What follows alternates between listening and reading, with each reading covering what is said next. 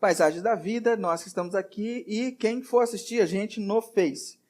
Né? A gente tem que começar a marcar, avisar que vai ter transmissão, porque as pessoas se programam. Mas, vamos lá. Nós vamos falar sobre Paisagens da Vida. Nós conversamos sobre, na semana passada, conversamos sobre a paisagem do deserto, né? E por que essa série? Porque as circunstâncias da nossa vida mudam drasticamente. Elas mudam de uma forma que a gente não espera. Você já reparou como isso acontece? A gente está vivendo bem, de repente acontece alguma coisa e o caos se estabelece. E essas situações externas que mudam, cenários mudam, acabam afetando a nossa vida interna. Você está em paz, está tudo tranquilo, está em paz, de repente acontece alguma coisa, aquilo entra dentro de você e destrói você por dentro, e começa a perturbar você por dentro. Então, a gente gostaria de ter controle sobre essas coisas. A gente gostaria de controlar tudo que acontece fora da gente. Todas as paisagens. A gente gostaria de ter um ambiente mais tranquilo, que tudo fosse do jeito que a gente gosta, que os amigos na escola não fizessem bullying, e nem fizessem coisas que a gente não concorda, que no trabalho as pessoas fossem corretas, caminhando na mesma linha que a gente caminha, porque isso é uma coisa diferente, né?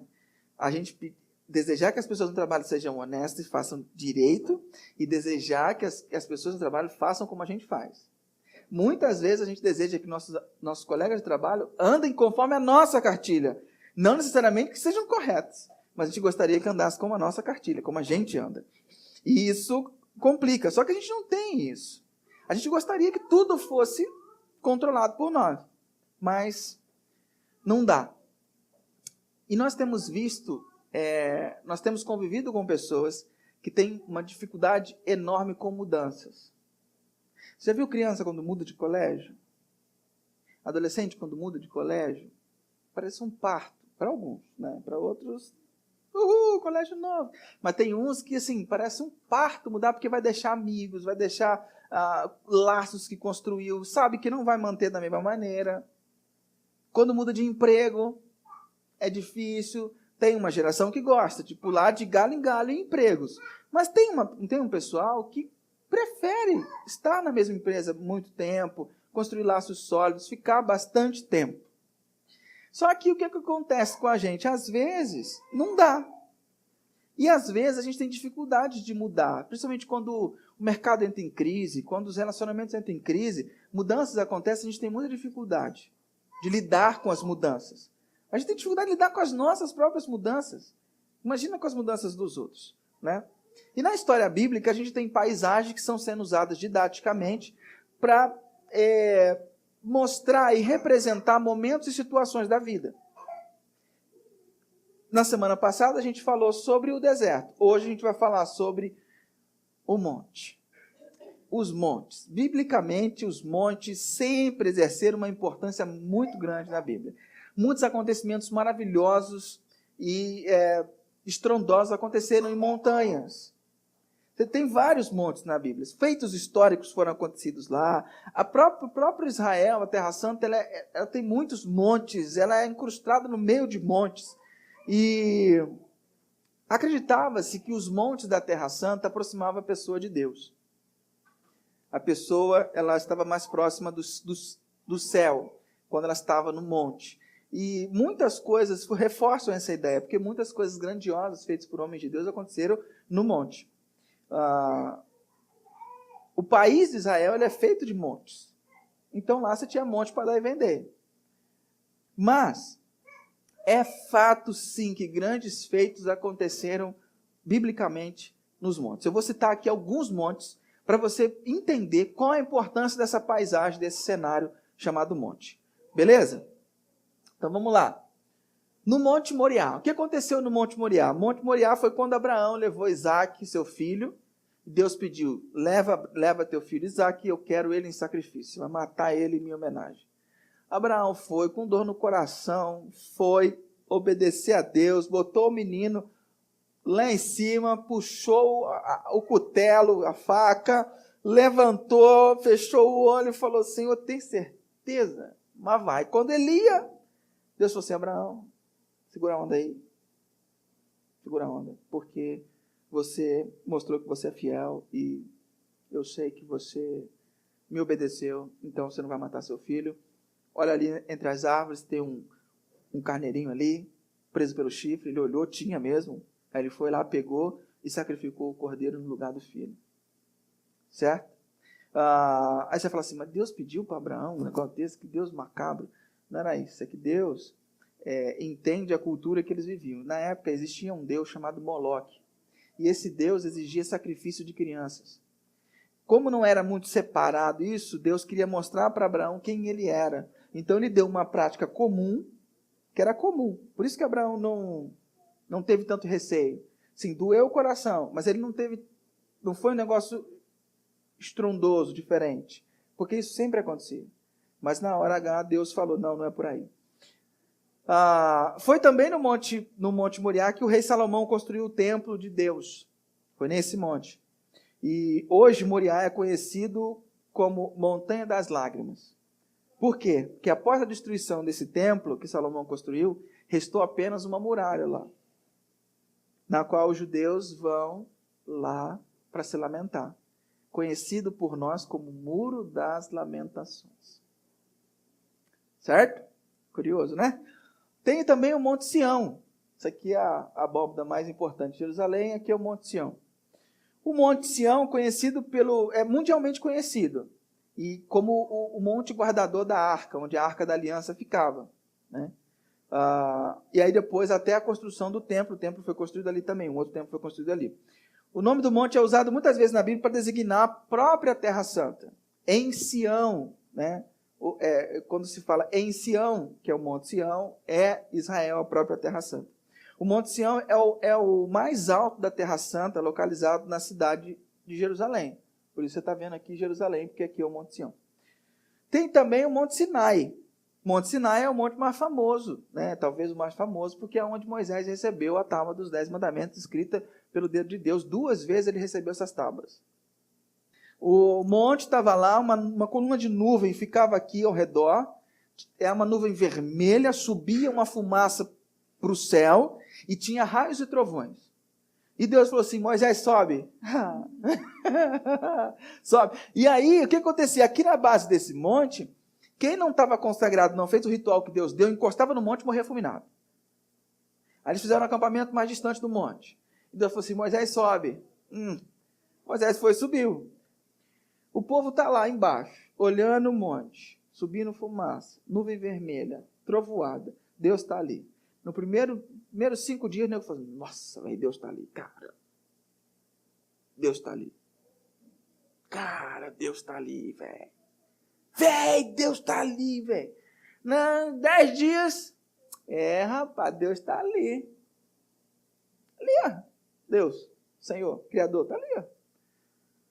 20º dia, Deus está lá. Está lá, Deus está lá. Lá para o 25º dia, você não quer saber uma coisa? Acho que Moisés morreu. Não volta mais, Moisés morreu. Vamos construir um bezerro de ouro aqui, vai ser a representação do nosso Deus, e a gente fica aqui mesmo, e ele vai guiar a gente. Você vê como é que a gente não foi acostumado, não foi projetado para viver com o extraordinário.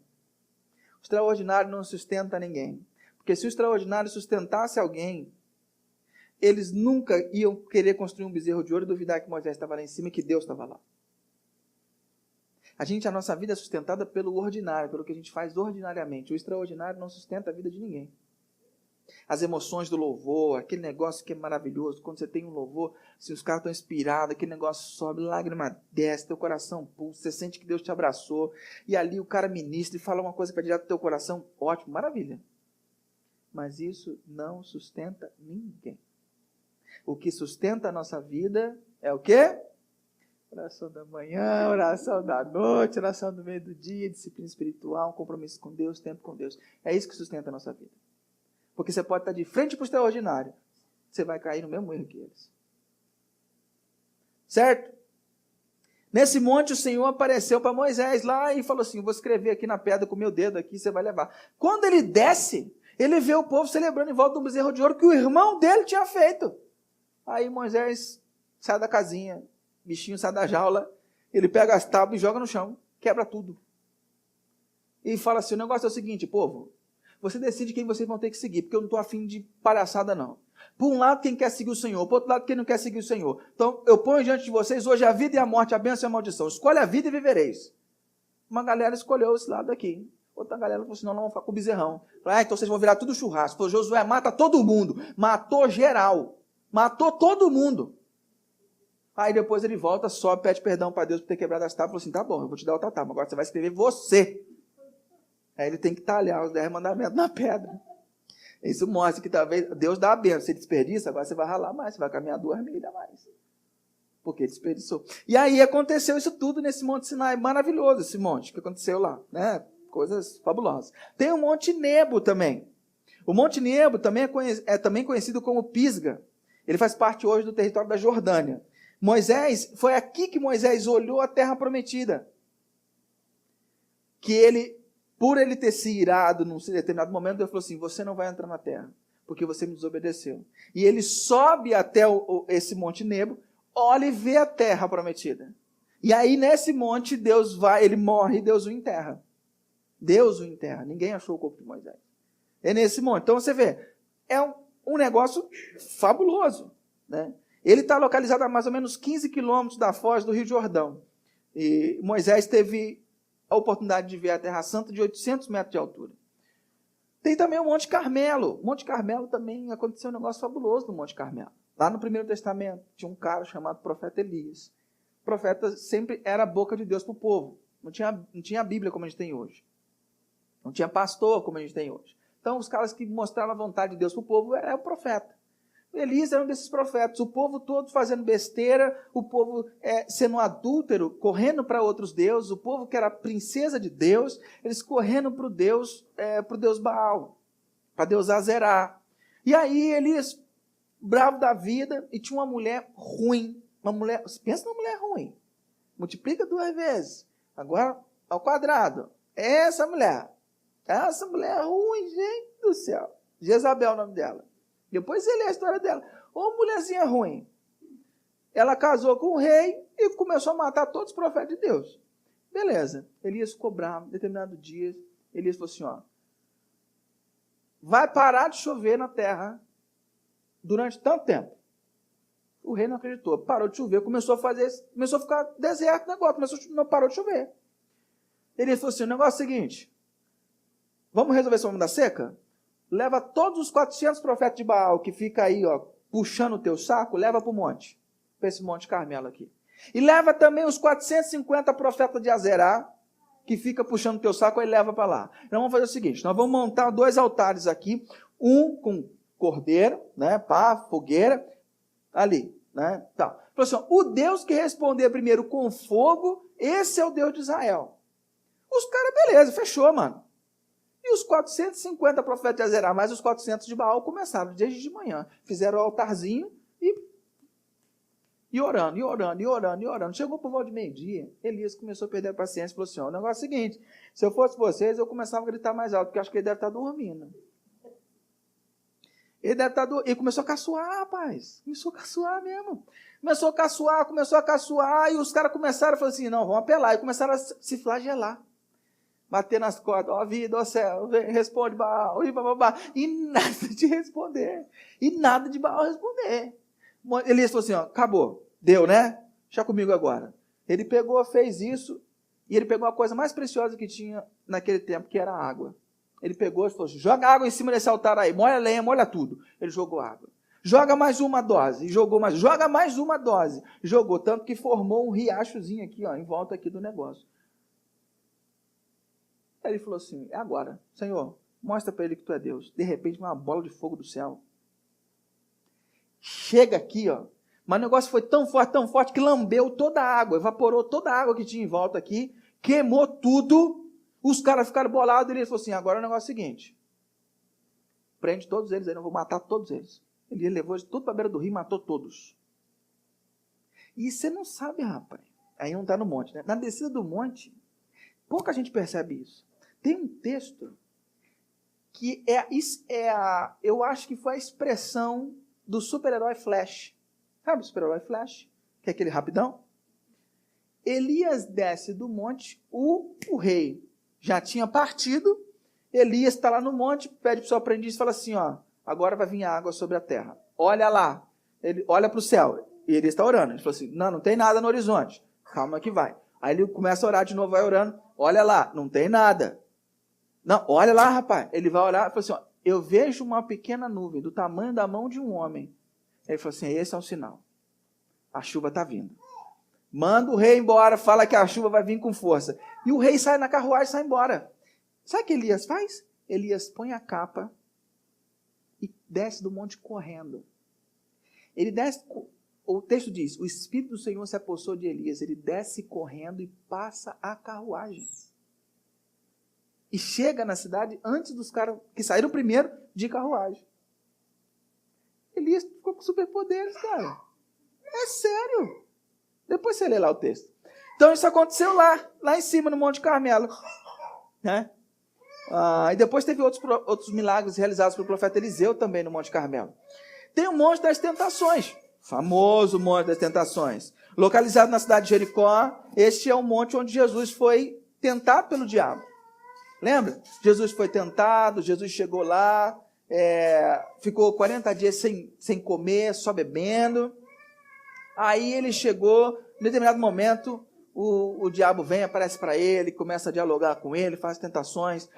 Jesus foi tentado em todas as nossas esferas que a gente pode imaginar. Mas isso é para outra mensagem, outra pregação, depois se você ficar curioso, a gente pode conversar sobre isso. Então aconteceu aqui, nesse montão aqui, ó, tanto, ó, Mount of Temptation, ó, em inglês, bom. Aí, aconteceu também o Monte das Bem-aventuranças, aonde ele faz o discurso, aquele discurso que a gente estudou aqui durante vários momentos aqui, onde ele fez o discurso do Sermão da Montanha. Outro monte importante é o Monte das Oliveiras, onde Jesus faz a ceia e vai para lá para poder passar os últimos momentos, né? Para orar, onde ele foi tentado, onde ele suou sangue. É aqui que, não sei se é aqui nessa foto, mas é o Jardim do Getsemane. É aqui que tem o Getsemane, nesse Monte das Oliveiras, que é um monte onde tem um monte de pé de azeitona, por isso das oliveiras. Sacou?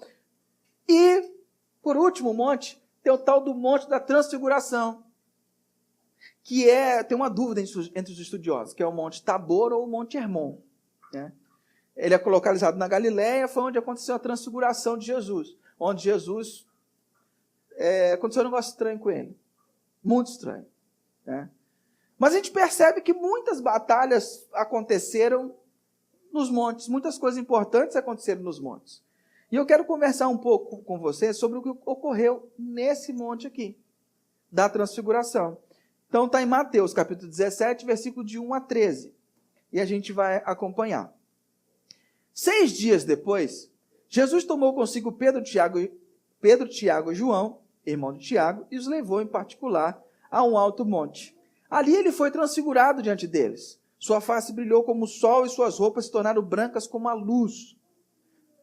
Naquele mesmo momento, apareceram diante deles Moisés e Elias conversando com Jesus. Então Pedro disse a Jesus, Senhor, é bom estarmos aqui. Se quiseres, farei 3 tendas, uma para ti, uma para Moisés e outra para Elias.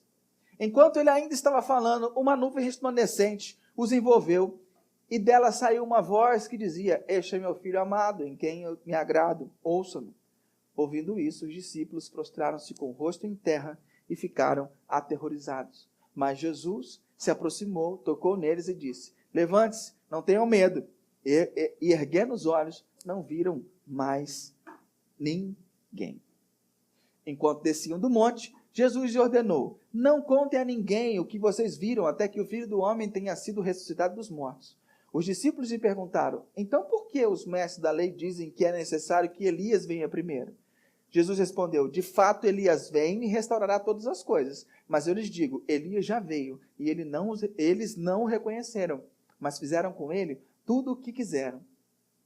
Da mesma forma, o Filho do Homem será maltratado por eles. Então os discípulos entenderam que era de João Batista que ele estava falando. É muito interessante a gente olhar para esse texto, porque algumas dúvidas surgem na nossa cabeça. Assim, mas como é que Moisés e Elias apareceram do lado deles? Primeira coisa que a gente tem que entender é que Elias não morreu. certo? Elias não morreu. Elias foi elevado ao céu. Como que Elias foi levado ao céu? Alguém lembra? Em determinado momento, Elias está caminhando com Eliseu, deu a hora dele, e Deus falou assim, vou chamar. Desce uma carruagem de fogo, passa no meio de Elias e Eliseu, separa os dois, e num redemoinho, não na carruagem, num redemoinho Elias sobe.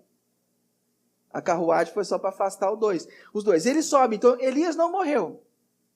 E Moisés? Moisés, a Bíblia fala que ele morreu e que Deus o enterrou. Ok. A Bíblia fala que Deus não é Deus é Deus de vivos, não é Deus de mortos.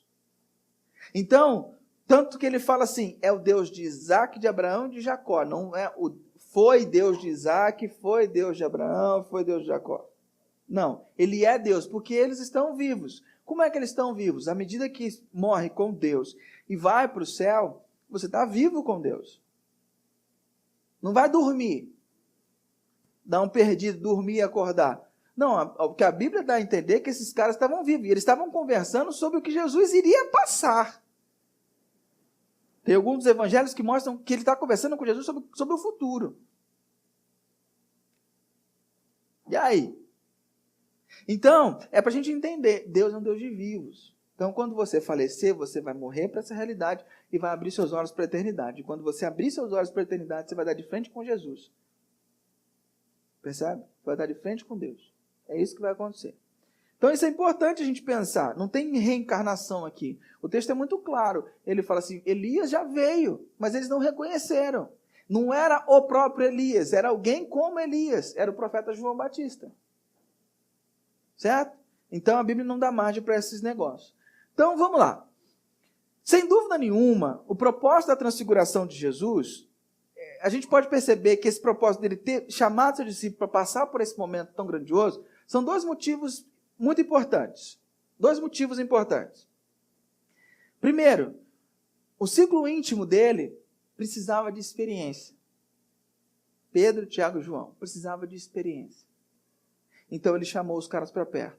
E aí o seu corpo sofre uma mudança drástica, a aparência dele muda, o branco da roupa dele é um branco extraordinário. A Bíblia fala, algumas traduções antigas falam assim, que nenhum lavandeiro no mundo conseguiria branquear. Então é um branco absurdo, fenomenal. E ele aparece na sua glória, para que eles pudessem ter essa experiência. Então Jesus deu rodagem para esses meninos, certo? É o que Jesus faz com a gente, ele quer dar experiência para nós, para dar-nos rodagem. Mas se a gente não constrói esse tempo com Jesus, você não vai ter rodagem nenhuma. Certo? É o que a Rosana falou, são experiências para a gente contar. E em segundo lugar, para cumprir uma fala anterior, se você olhar em Mateus 16, 24 a 28, Jesus fala assim, eu garanto que alguns de vocês não morrerão antes de vir o reino na sua glória. Vocês vão ver o reino de Deus vindo na sua glória, antes de morrer. 6 dias depois, Jesus leva os caras para isso. Então, a gente entende que isso é o que ele estava falando, que é o ver o reino de Deus vindo na sua glória, perceber Jesus na sua glória, perceber quem Jesus é. Então, simbolicamente, o aparecimento de Moisés e Elias mostra para a gente que a lei e os profetas, Moisés representa a lei e Elias representa os profetas. E que a partir daquele momento, a lei e os profetas têm que estar submetidos à voz de Jesus. Jesus é a autoridade sobre a lei e sobre os profetas. A gente devia dar lugar sempre a Jesus. E na história do cristianismo, então, a paisagem do monte virou um símbolo de plenitude. Quando você está no monte, é que você está no sucesso. Mesmo mostrando que não é um caminho fácil até chegar no monte, mas estar no monte é estar bem. Então, estar no monte, o que é? É quando tudo vai bem, nas diversas áreas da nossa vida. As portas são abertas, a gente tem sucesso, o dinheiro está no bolso, a gente tem muita coisa. E o monte tem algumas características muito importantes. Quando você está no monte, você está acima de tudo e tudo está abaixo. Você está olhando de cima e você está olhando tudo para baixo. E de cima do monte, os rios parecem valetas, gente parece formiga e árvore parece capim. Você está por cima da carne seca, você está bem pra caramba e nada te afeta, nada tira sua beleza e você está super bem. Estar no monte é mais ou menos assim. tudo parece pequeno. Nós vemos o perigo vir de longe. A adversidade parece pequena. De cima do monte, nós estamos mais seguros. Quando bate chuva em Campinas, por exemplo, fica no Norte-Sul, bobo. Não, você tem que ir para o lugar alto para você se proteger. Então, o monte é o lugar mais seguro. E no monte a visão é privilegiada, né? Monte você está vendo, você pode escolher o melhor caminho. Quando você está de cima, você escolhe o caminho que você vai. Quando você está chegando de avião, você consegue ver qual caminho que você pode escolher. Quando você está no alto de um prédio, você consegue ver o que está acontecendo lá embaixo. Você consegue ver melhores caminhos.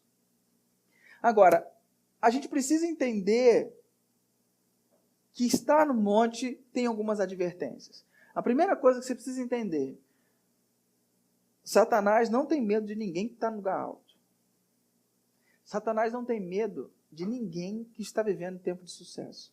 Aliás, Satanás às vezes colabora para que você tenha sucesso. Porque ele sabe que com sucesso você se perde. Você quer ver? Segundo lugar, até nos lugares altos a gente trava grandes batalhas. Você viu Elias?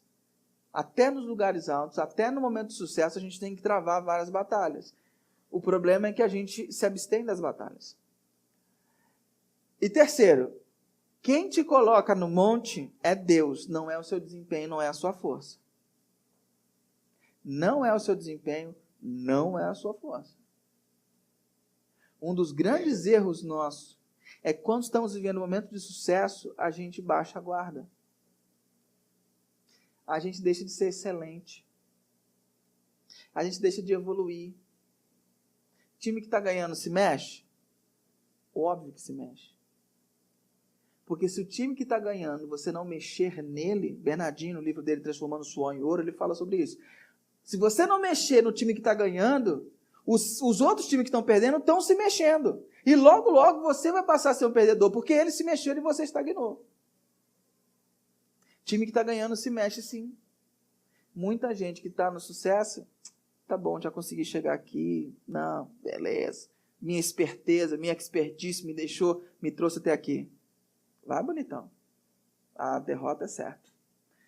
Jeremias 9, 23, é um texto que adverte as pessoas que acham que chegaram no sucesso por conta própria. Assim diz o Senhor: não se glorie o sábio em sua sabedoria, nem o forte em sua força, nem o rico na sua riqueza. Mas quem se gloriar, glorie-se nisso, em me conhecer e saber que eu sou o Senhor. Você quer se gloriar de alguma coisa? Se glorie em conhecer a Deus. Não do teu sucesso, das suas peripécias, das coisas boas que acontecem na sua vida. Salmo 104, versículo 27, fala assim: todos esperam de ti que lhes dê o alimento no tempo certo. Tu lhe dás, e eles recolhem. Abres as tuas mãos e saciam-se dessas coisas boas. Quando escondes o teu rosto, entram em pânico. Quando lhes tiras o fôlego, morrem e voltam ao pó. Quem que nós somos? Sem Deus, não somos nada. Em nenhuma área da nossa vida. Mas eu conheço gente que tem sucesso, que é miserável, ateu, não gosta de Deus, isso e aquilo. Querido, para ficar rico, você não precisa de Deus. Você precisa de Deus para viver bem. Para viver certo e viver direito. Tudo bem, ele tem dinheiro, ele tem sucesso. Ele dorme sem remédio. Ele tem boas amizades que ele pode contar no momento que ele está bem e no momento que ele está mal. Tem pessoas que não estão interessadas no dinheiro dele. Ou ele confia em pessoas sem desconfiar que elas estão interessadas no próprio dinheiro, no próprio sucesso, nos próprios bens. Enfim, a grama do vizinho parece mais verde. Talvez porque ele aduba enquanto você está dormindo, porque ele corta enquanto você não está em casa, porque ele trata enquanto você está na gandaia. Parece mais verde. Às vezes é mais verde, mas nem sempre é mais verde. Percebe? Quando estamos em um lugar de vitória, onde tudo vai bem, a gente tem a tendência a não pensarmos que esse lugar não é eterno. Você já se viu em sucesso? Sucesso sentimentalmente, sucesso profissional, sucesso em todas as suas áreas. Já se viu assim? Quando a gente se encontra nessa área, a gente acha que esse lugar é eterno. Conquistei. Venci. Ganhei. A gente acha que a gente vai estar ali para sempre. Casamento é assim às vezes, né? Para mim, a coisa mais desagradável do casamento, a sensação mais horrível de um casamento, é quando você acha que está bem e está mal. Você está achando que está bem. Isso não acontece lá em casa, tá? Você está achando que está bem, de repente sua esposa nós precisamos conversar. Nós não estamos nada bem. Mas como assim? Está tudo bem. Não, nós precisamos conversar. Isso corta meu coração, porque isso mostra que eu estava com uma visão errada das coisas. Isso acaba comigo. Porque quando a gente está na bênção, a gente acha que a gente não precisa se preocupar com nada mais. A gente acha que esse lugar é eterno. Segunda coisa, no monte, não nos preparamos para o vale. Quando a gente está no monte, a gente não se prepara para o vale. Quando a gente está vivendo o tempo de vacas gordas, tipo, lugar de abundância, momento de abundância, a gente não se prepara para a escassez. A gente não se prepara para a crise. É por isso que, em momentos bons, não está tudo em paz, a gente abandona Deus. A gente diminui a intensidade de estar com Deus.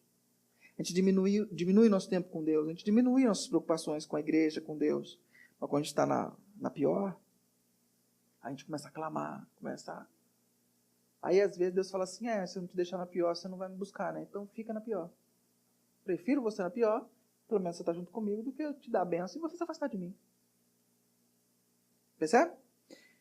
Terceiro, nós temos a tendência de baixar as defesas e relaxar nossos compromissos espirituais quando nós estamos no monte. Está tudo bem. Posso não orar hoje, posso não ter meu tempo com Deus hoje. Faltar a igreja, não vou lá não. Não, tá bom, estamos com dinheiro, então vou passear domingo. Passa 2, 3 domingos fora. Vai, bonitão. Vai, curte seu monte. Depois você me chama para juntar os cacos. Eu vou. Porque juntar caco é fácil. É muito fácil. O problema é quem está quebrado. Porque eu não me quebro com isso. Percebe? Eu estou lá só juntando os cacos. E vou quantas vezes for preciso. Até você aprender que a constância é a chave da vida cristã. Independente se você está bem, está no monte, está com dinheiro, se você está mal, está pobre, está na zica. E por último, deixamos de tratar de pequenos problemas. Essa aqui é a chave da derrota. Não, depois de conversa. A gente pega e faz assim, pega o tapete e fala, não. Joga para debaixo do tapete. E deixa lá. Vai jogando um monte de probleminha para debaixo do tapete. Porque está tudo bem, o clima está bom, não quero atrapalhar o clima. Está tudo bem. Não quero me confrontar com o amigo do trabalho, não quero me confrontar com o patrão, não quero em casa, não quero ter problema. Só que o problema é que você coloca para debaixo. E o piso do nosso coração não é piso frio. O piso do nosso coração é matéria orgânica. E você coloca para debaixo, vai dando mofo, vai dando bolor.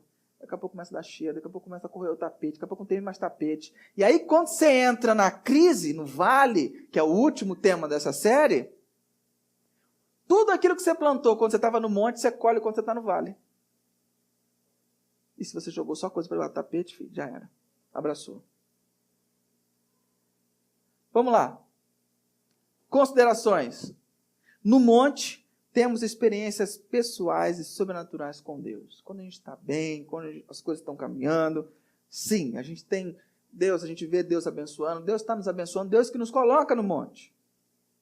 Jesus, nesse texto, se revela para eles no monte. Então, quando a gente está no monte, também Deus se revela para nós. Deus se revela quando a gente pede coisas que a gente ainda não sabe. Jeremias 33:3 fala assim, clama a mim e eu responderei e lhe darei coisas grandes e insondáveis que você ainda não sabe. Então o monte também é lugar de descoberta, também é lugar de continuar batalhando, continuar querendo conhecer a Deus. Só que muitas vezes a gente abandona isso. Então, no monte, temos experiências pessoais sobrenaturais com Deus. A gente precisa continuar buscando a Deus, seja no monte, seja no vale, seja no deserto, onde quer que estejamos. 2. O monte nos faz ter outra perspectiva sobre a vida e sobre as situações. Às vezes a gente acostuma com a bonança e ficamos alienados. Paramos de nos aprofundar, paramos de buscar a Deus, deixamos de nadar e ficamos boiando. A gente para, está boiando, está de boa, está na água. Mas a vida não é só água. A vida tem terra também. Então, se eu fico só nessa, a gente esquece dos dias maus. A gente não aprende a contar os nossos dias. E esquecer dos dias maus, esquecer das suas dores, do seu sofrimento, é um santo remédio para você cair de novo neles. C.S. Lewis fala que os sofrimentos são como sinaleiros de Deus na nossa vida. Não para você ficar remoendo o sofrimento, mas para eles são placas para direcionar a nossa vida. 3. Ouvir a Jesus deve ser a prioridade, principalmente quando estamos no monte. Quando estamos na pior, é mais fácil ouvir a Deus. Na bonança e no monte, corremos o risco de esquecermos quem nos levou até ali. Soluções maravilhosas e mais convenientes passam a tomar lugar da voz de Deus. Isso é batata. A gente começa a usar soluções distintas. Esquece de quem nos levou até ali. Desacredita que Deus tem capacidade de nos levar além. 4. Em qualquer paisagem, Jesus nutriu um tempo a sós com Deus e fortaleceu seu relacionamento com o Pai. Seja no deserto, ele estava com Deus. Seja no monte, ele estava com Deus. Seja na planície, ele estava com Deus. Em qualquer momento, ele estava com Deus. Jesus estava constantemente no monte com Deus. O Ricardo Barbosa tem uma frase, ele fala assim: hoje, o ateu não é mais aquele que não crê, mas aquele que não encontra relevância para Deus na sua rotina. Eu vou ler de novo. Preste atenção. Segundo o Ricardo Barbosa, pastor presbiteriano de Brasília, ele fala: hoje o ateu não é mais aquele que não crê, mas aquele que não encontra relevância para Deus na sua rotina. Você tem encontrado relevância para Deus na sua rotina? Acho que é um motivo para a gente refletir. E por último, o extraordinário de Deus é apenas o extraordinário. O extraordinário de Deus é apenas o extraordinário, apenas entre aspas. Por quê? Tem pessoas que só buscam essas experiências de transcendência, que só buscam essas experiências extraordinárias. E a gente já conversou aqui quando a gente viu os montes, e a gente já percebeu que não adianta, não é só a experiência extraordinária que constrói nosso caráter, nossa vida com Deus. Nós gostamos de ajuntamentos miraculosos, de coisas sobrenaturais. Nós gostamos. É bom, e Deus nos presenteia com isso às vezes, com experiências distintas, diferentes, com visitações de Deus. Só que a vida com Deus se desenvolve no ordinário. A vida com Deus se desenvolve no dia a dia, no ordinário, nas coisas que eu faço. Às vezes sim, Deus nos visita e nos coloca algumas coisinhas, alguns presentinhos, dá um cafuné na nossa cabeça, sabe? Mas não é constantemente assim que as coisas funcionam. As coisas funcionam no ordinário. Viver no extraordinário te aliena. E aí isso não funciona.